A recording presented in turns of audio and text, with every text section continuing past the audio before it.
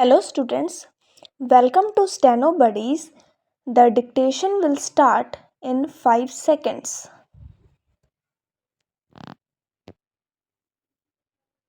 The statutory character of the body and the composition of its membership are in themselves evidence of the government's desire that there should not be too much departmental interference with the internal affairs of the universities, while at the same time ensuring that proper standards are maintained and some of the glaring defects of university education removed.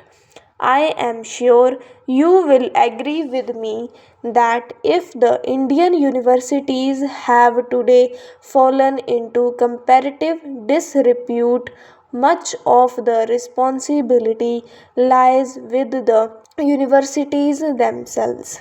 Their administration has, in many cases, become slack and standards impaired through mainly non academic causes, into the details of which I need not go. However, since the Inter University Board has raised objections, I felt it desirable to summon a conference of vice chancellors and education ministers and find out what they base their objections on.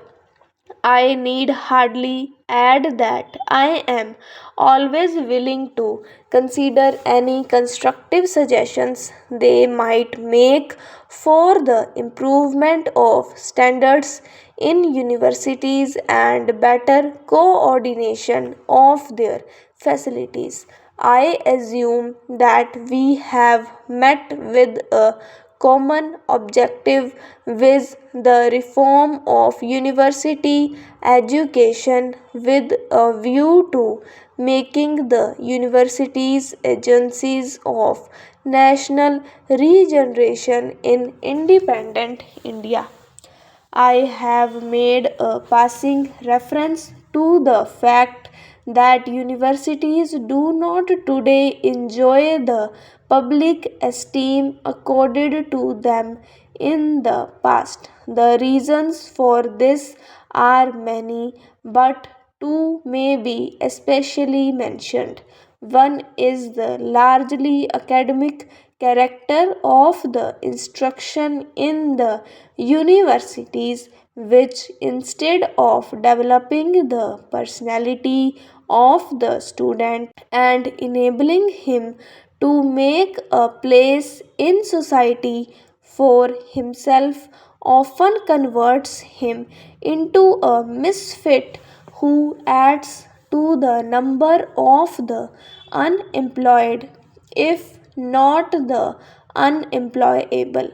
The other is that even the standards of academic education have fallen so much that persons who have reached the highest stage are not only ill informed and ill educated about the affairs of the world but are sometimes ignorant of the elementary things in their own fields of study. Inefficiency and corruption, which have also crept into some of the university administrations, have contributed to the public's loss of confidence in them. While no one is more keenly conscious of the defects of the present position, I should at the same time like to say that I do not believe that a sweeping condemnation of the universities and university education is justified right today. I must also point out that not all the present defects of the universities are due to faults of the staff or the administration. Many of them are a direct outcome of the system which has been set up. The fact that a university degree is an indispensable condition for employment in most types of service has induced a rush for degrees and led to overcrowding in the universities.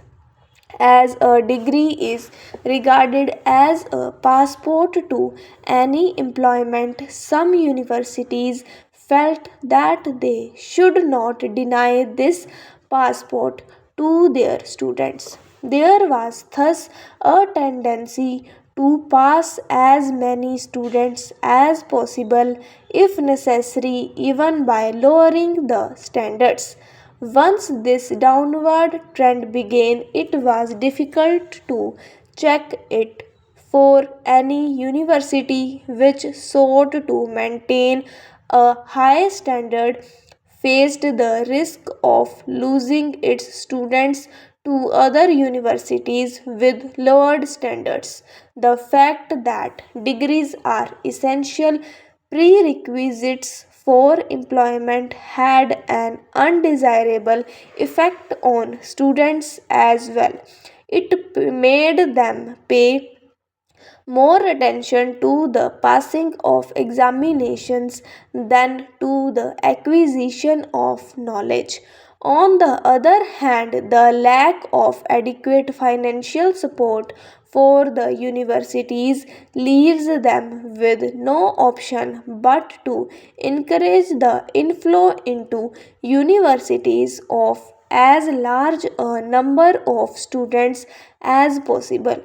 In a situation where many of the universities derive a major portion of their income from the tuition and examination fees of students, it is difficult, if not impossible, for the university to exercise adequate control on the discipline and standards of study of its students.